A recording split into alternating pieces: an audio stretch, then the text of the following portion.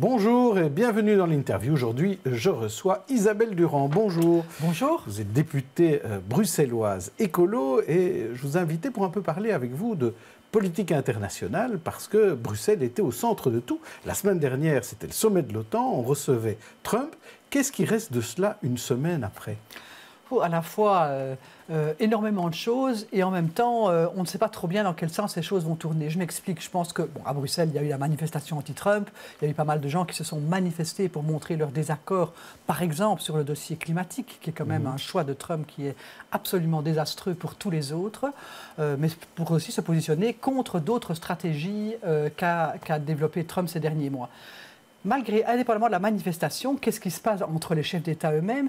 C'est très particulier parce qu'en une semaine ou en 10 jours, on a vu un Trump qui vient taper sur la table et engueuler, si je peux dire, Madame Merkel, engueuler les États membres en leur disant à l'OTAN, vous ne payez pas assez, vous devez investir plus, nous en avons marre, nous les Américains, de tout payer, sur un ton quand même un peu particulier et peu connu. Tout le monde se demandait un peu ce qui allait se passer. En même temps, dans le sommet de l'OTAN, il y avait des nouveaux. Comme par exemple le président Macron, récemment élu, qui lui aussi faisait son entrée et l'a fait de façon, je trouve, assez spectaculaire, ou en tout cas spectaculaire au sens, pour un nouveau président peu expérimenté, avec des relations à la fois de discussion, mais aussi de prise de distance sur les dossiers qui font mal à l'Europe, qui font mal à la France. On a donc tout un climat qui est tout à fait particulier aujourd'hui au niveau international. Et puis on a eu le fameux G7 qui devenait un G6 en Sicile quelques jours après, et qui a aussi marqué une différence entre les Américains et les autres. Et ça, je pense que de mon point de vue, même si ça fait un peu peur, c'est peut-être une chance aussi pour les Européens de serrer les rangs et au lieu de sans cesse se plaindre sur ce que l'Europe n'est pas, sur ce qu'elle pourrait être, et ça malgré le Brexit, c'est peut-être le moment de reprendre un peu ensemble ce qu'on veut faire ensemble sur une série de terrains.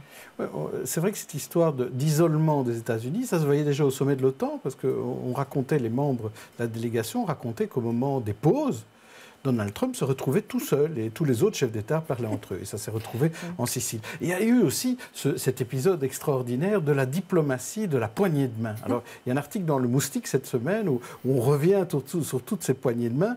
Et c'est vrai qu'il y a eu beaucoup de poignées de main assez spectaculaires. Et on a eu l'impression... Trump a l'habitude de serrer la main très fort. Il l'a fait avec le Premier ministre japonais notamment, il a fait très peur. Et là, c'est Macron qui lui a serré la main très bien. Oui, et donc en ce sens-là, c'était, je dirais, pas mal vu d'un point de vue strictement, justement, d'analyse de la communication gestuelle, si je peux dire. Mais bon, elle fait partie de la communication tout court. Et donc, c'est vrai qu'en la lui serrant, ou en prenant l'initiative de la lui serrer de façon mâle et virile, je dirais, il donnait le sentiment d'être un interlocuteur qui prend sa place par rapport à un Trump qui a tendance, lui, à s'imposer en tant que le puissant.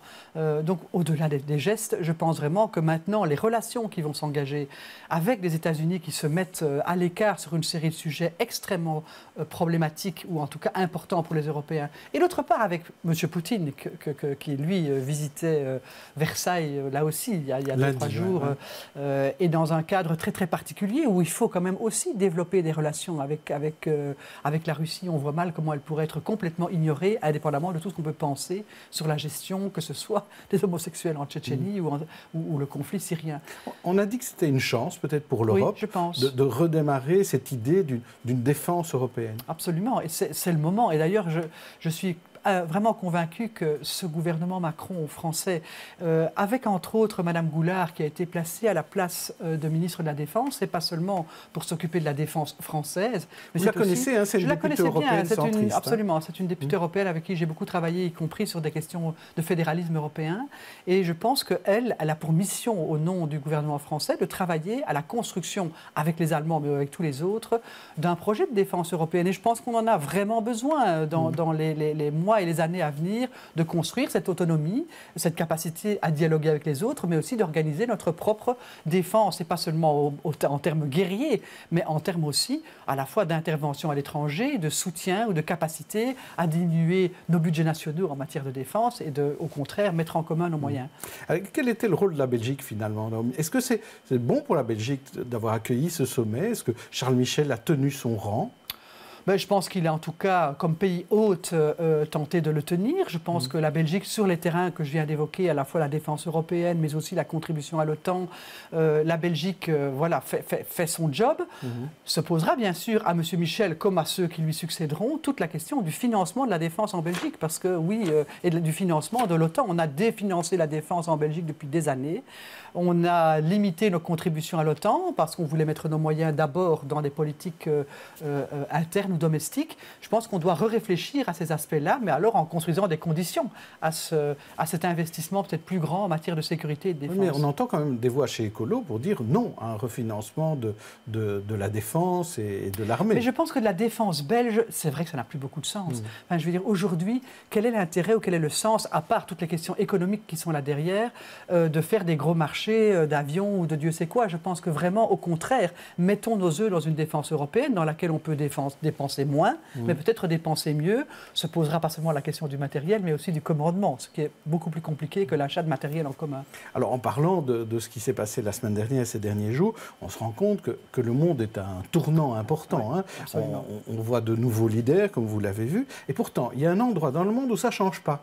Et il y a 50 ans, jour pour jour, se déclenchait la guerre des 6 jours entre Israël et ses voisins arabes. Aujourd'hui, la paix existe entre Israël, Égypte et Jordanie, mais reste une situation évidemment sans issue pour les Palestiniens et un état de guerre toujours avec la Syrie et le Liban. Alors, est-ce que vous croyez que le monde peut faire en sorte que cet endroit du monde soit plus en paix demain qu'aujourd'hui ? Bon, il devrait, évidemment, il doit. Alors, je ne compte pas du tout sur M. Trump qui a annoncé du jour au lendemain qu'il allait régler ce problème en 2 coups de cuillère à peau. Par contre, oui, je pense que non seulement la situation est grave, mais elle s'aggrave dans les relations et en particulier dans la colonisation. Et l'ONU, jusqu'à présent, n'a pas eu la capacité de faire appliquer ces résolutions. On a eu une grève de la faim des prisonniers palestiniens il n'y a pas longtemps. Donc, on a vraiment un blocage grave et je crois que ça fait partie des choses, c'est vrai, qui font partie de la feuille de route à la fois des Européens. Je pense qu'on ne peut pas s'en désintéresser. On ne peut pas croire ou imaginer que les États-Unis vont, par miracle, et certainement encore moins aujourd'hui que par le passé, régler cette question de façon définitive. En plus, tout le débat sur 2 États, et moi je continue d'être de ceux et de celles qui pensent que c'est la solution à 2 États qui est la bonne. Ce n'est certainement pas un État binational et une manière de poursuivre insidieusement la colonisation qui réglera la question. Mais voilà, je voudrais bien et je souhaite vraiment que cette question redevienne l'actualité ou le besoin pour les Européens de prendre leur part là-dedans, ce qu'ils n'ont pas toujours su faire. On a l'impression que l'Europe ne joue pas tellement dans cette pièce-là. Elle donne de l'argent, mais c'est un peu tout. Elle fait l'humanitaire, elle fait la voiture balai, elle fait des choses utiles sur le terrain, mais je veux dire, pour le reste, dans la solution politique, elle pèse peu. Ce n'est évidemment pas nécessairement la faute de l'Union européenne en tant que telle ou de Mme Mogherini, c'est plutôt, je dirais, la disparité des États membres et leur façon à eux de voir différemment les solutions possibles et les relations qu'ils ont avec Israël. Et ça, c'est très très compliqué, ça reste extrêmement compliqué. Mais de nouveau, comme vous le disiez, peut-être que le climat très particulier d'un monde qui change et qui change vite va devoir aussi, sur ce sujet-là, amener les Européens à développer une position commune un peu plus que la déclaration d'intention, mais d'aller un peu plus loin dans la manière de rechercher la solution. Et puis on sent qu'il y a des choses qui bougent. La Grande-Bretagne, bientôt, ne sera plus là avec le Brexit. L'Allemagne, on la sent quand même assez dure vis-à-vis des États-Unis. Donc, absolument, on peut espérer, et je pense que les Européens devraient se saisir, non seulement sur la question des défenses européennes, sur le dossier Israël-Palestine, sur le dossier syrien. Moi, je vois que M. Macron a dit sur la Syrie, à M. Poutine, s'il y a des armes chimiques, il y aura une riposte immédiate. On verra si ça se passera autrement qu'avec M. Obama. Mais cette nouvelle conjoncture ou ce nouveau paysage peut-être peut amener, si nous aussi, les citoyens, nous sommes prêts à pousser nos dirigeants à la recherche de ces formules et pas seulement à nous plaindre d'une Union européenne qu'on n'aimerait pas, mais surtout à pousser à sa construction plus cohérente. Alors on va parler de Bruxelles aussi, Isabelle Durand, parce que le Tour de France arrive à Bruxelles en 2019. C'est une très bonne nouvelle. Ça, c'est une bonne nouvelle, j'imagine.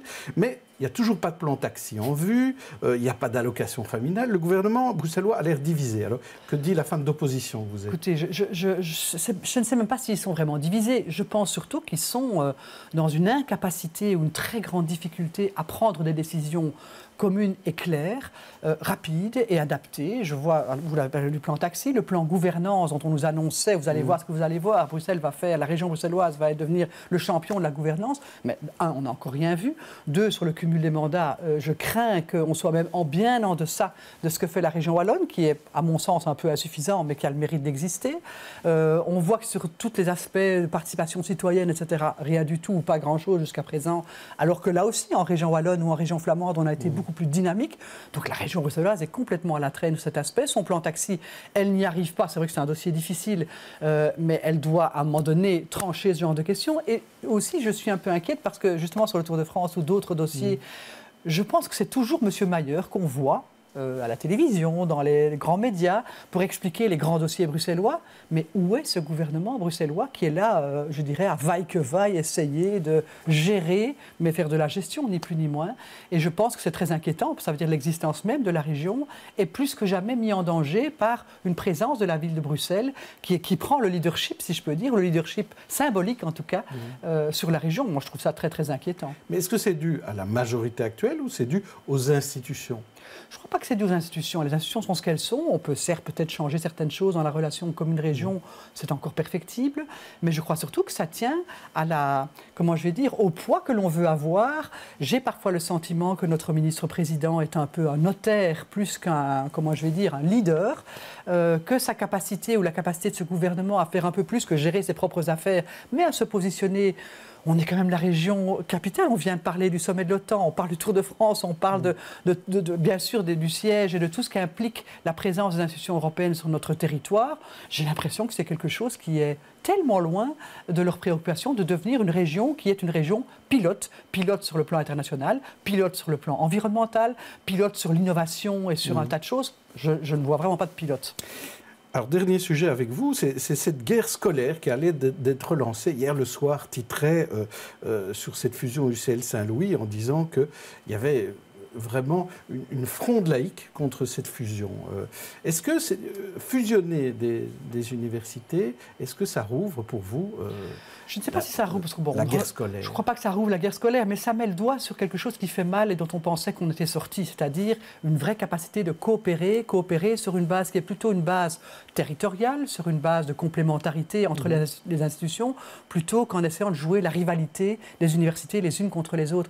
Et ça, on verra bien comment le dossier évoluera, et j'espère que les recteurs, ensemble, trouveront une manière de fonctionner, mais ce n'est pas un bon signe que d'essayer de jouer un peu, si pas la guerre scolaire, en tout cas, la concurrence entre les secteurs académiques, alors que ça se passe ailleurs, ça se passe au niveau européen ou au niveau international. Et Saint-Louis ont eu tort de faire cette fusion ? Je ne l'ai pas très bien compris. Je dois dire que franchement, je n'ai pas bien compris quelles étaient les motivations profondes. Je ne suis pas sûr qu'elles soient purement confessionnelles, mais en tout cas, cette revendication d'être bruxellois, et c'est un paradoxe parce qu'au fond, l'UCL dit nous sommes bruxellois, alors justement, jouons la carte de tous les bruxellois, y compris de ceux qui sont de l'ULB par exemple, qui est quand même une des grandes universités bruxelloise.